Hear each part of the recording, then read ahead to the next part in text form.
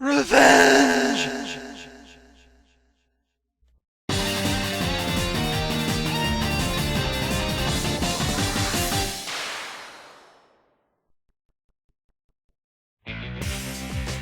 Hello, Roahm Mythril here once again, and it's time for another fun little bit of revenge. The target this time, Chargeman. This time, the plan comes to us from Felon250. Definitely go check out his channel. He does a lot of Mega Man challenge runs as well, definitely worth checking out.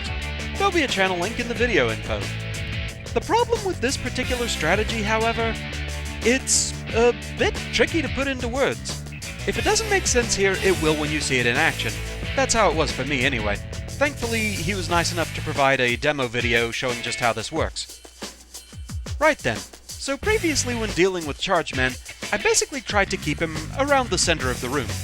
This involved repeatedly jumping over him and heading to the opposite side of the room. This occurs over and over, results in having to deal with more of his invincibility frames head-on, doesn't give you a lot of good counterattack opportunities, makes him seem more unpredictable, and in general is just a bad idea all around. Instead, you want to let Chargeman come to you right from the start. With that, you want to quickly jump back and forth over him and keep him pinned in the corner. The trick is how many times you have to jump in relation to what he does. The plan isn't quite foolproof, but it works quite well in practice, so let's give it a look and get a better idea of just what I'm on about. All aboard! Next stop, Revenge City. Population Chargeman. Let's do this. At the start of the battle, he'll always charge directly toward you. Be ready to jump over him 3 times in quick succession like that, and then react to what he does. If he uses the burning coal attack, just concentrate on dodging the coal, and then once he charges for you, jump over him another 3 times, just like the start of the battle. So far, so good.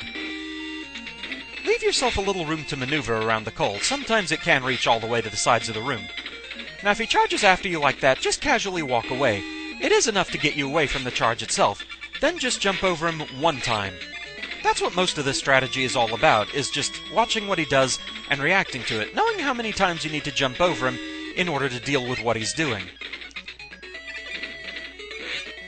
Now, due to the sheer randomness of the burning coal attack, this isn't a completely foolproof strategy. He can still catch you with that. But so long as you're careful and watch that, this strategy does take a lot of the guesswork out of dealing with this guy. And there we go.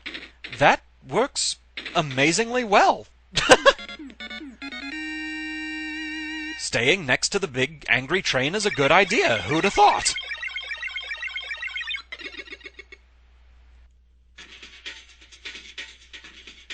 So, perhaps not a foolproof strategy, but it definitely simplifies things. Let's take a look at how things were previously. For the original run, I ranked Chargeman a 6 out of 10, and attributed it pretty much all to Chargeman himself. Trying to keep him more in the center, it's doable, but not advisable. It definitely makes things harder. It results in Chargeman seeming a lot more unpredictable. The stage itself, it really doesn't bring much difficulty to the table at all. Thus, the difficulty ranking here falls fully on Chargeman's shoulders. Though, now that we know this way of dealing with him... yeah, that kinda derails him a bit. Knowing this, I put him at a 3 out of 10. The randomness of the burning coal attack is largely what saves him from an even lower rating. The coal comes quickly, and in tricky-to-dodge patterns sometimes. If it's too close, you may not have a lot of time to react to it. There's also the fact that you can pretty easily lose track of how many times you need to jump. Get too used to jumping 3 times and then suddenly get one where you need to jump only once, and it can throw you off if you aren't paying attention. That aside though, this strategy works a treat, and it definitely cuts down on the difficulty. Honestly, I don't even notice the invincibility frames as much using this pattern. Pretty much any time I should be attacking him, he's open to it.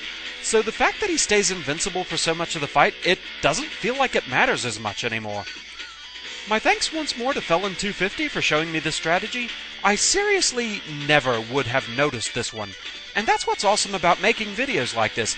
It's cool learning new tricks in games I've enjoyed for so long. Definitely go check out Felon250's vids, and thank you for joining me for this little bit of revenge. I hope you enjoyed the vid, and I shall see you again next time. Until then, fare thee well.